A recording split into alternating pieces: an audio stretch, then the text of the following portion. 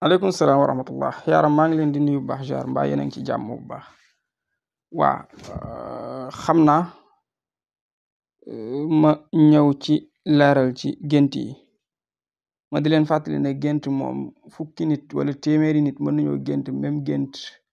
mu wuute maanaam tekkin selon fonction yi ñu amee parce que yàlla buy envoyé message nit ki ci gént daf ko koy yónnee selon fonction bi mu amee c'est-à-dire ki nekk imam mën naam buy jot gént du bokk ak ki nga xam ne moom dafa nekk citoyen simple ci koñ bi rek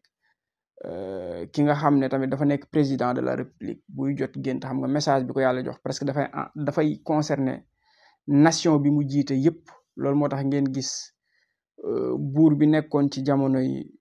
Yusufa alayhi salaatu wassalaam bi yàlla waree indi bekkoor misra jamono yooyu da ngay gis ne information bi président bi la ko jox jamono yooyu parce que li war a ñëw moom la concerne ndax moom moo jiite nation bi yëpp donc kon nit mën nañu gént même gént mais du bokk tekkin selon seen fonction yi nga xam ne moom lañu amee waaye laa kulli xaal lu mën a xew kii dafa wax ne moom dafa gént ginaar ak ay doomam c'est-à-dire ginaar ak ay doomam ñu ne nit su génte ginaar nag dafa bëri ay tekki yu bari bari waaye su fekkente ne dafa gént ginaar nii rek ay doomam dañuy wax ne loolu tegtal la ci ne moom day dina amee alalam joo xam ne dina ko perte moo xam nag nu mu koy perte moo xam dañ koy la bañ ko fay day yàqu dañ koy sàcc wala sax mu am jafe-jafe ci liggéey bu muy liggéey waaye ginaar daal ak ay doomam loolu lay tegtale donc kon dañuy wax ne baaxul beneen bi ci topp mu wax ne moom dafa gént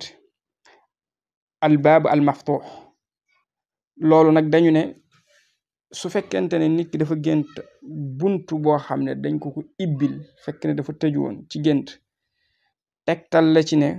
moom day dina def lu ñu tuddee taqiqul ama c'est-à-dire mooy objectif yi mu fixé woon dina réaliser wu moo xam dafa nekkoon ay projet yu mu tegoon wala dafa am lu mu doon wut ci wàllu jàng wala dafa doon wut liggéey wala détails yu demee noonu mu am daal lu mu doon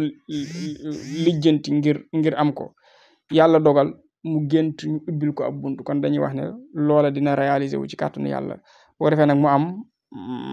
bidaayatul marxalatun jadida mu nag daal di am tàmbaliment beneen bu bees tàq donc kon gént googu gu baax la loolu mooy li nga xam ne moo wér waaye xeetu gént gu mel noonu bu ko nit amee du ko nettali dafay ñaan yàlla borom bi subhaanahu wa taala rek yàlla bañ a tas yaakaaram parce que am na gént yoo xam ne kenn du ko nettali lu dul ne xëy na da nga bëgg ko danga ko wax ki la koy firi beneen bi ci topp kii dafa wax ne dafa gént Sëriñ Saaliw rahmatullahi alayhi loolu dafa naa ñu bari bëgg nañ koo gént sax Sëriñ Saaliw ma fàtte ne gént kilifa 99 wala 80 wala pour 100% mën nga ne baax na waaye dafa am ay exception kon nit ki su fekkee dafa gis Sëriñ Saaliw nii rek mën nga wax ne baax na su fekkee dafa gént mu koy ñaanal baax na su fekkee dafa gént muy waxtaan ak moom nii kese baax na waaye nag su fekkonte ne dafa gént ñëw ba jub ko Sëriñ Saaliw bu ko nuyu mu bañ kon na xam ne da koy soññi ngir mu defaraat toogaayam ci digganteem ak boroomam c'est-à-dire nit ku sàggan la ci jaamu yàlla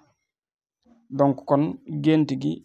baax na de manière générale waaye nag am na ay exception comme ni ma ko waxee mooy su fekkoon da nga ñëw noonu di ko nuyu mu bañ di la nuyu wala mu mel ni daf lay xas ci gént gi ci waxin